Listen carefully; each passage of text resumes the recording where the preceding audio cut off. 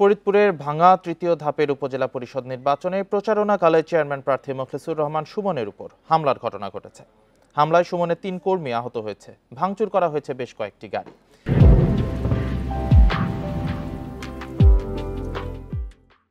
Police জানায়, শনিবার সন্ধ্যায় উপজেলার পুকুরিয়া ব্রাহ্মণকান্দা প্রাথমিক বিদ্যালয় মাঠে আওয়ামী লীগ সমর্থিত প্রার্থী মোখলেসুর রহমান সুমনের পথসভা ছিল।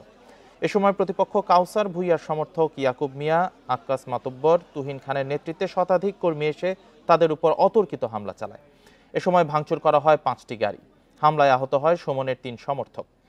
অভিযোগ পেলে ব্যবস্থা নেওয়া হবে বলে জানিয়েছে পুলিশ।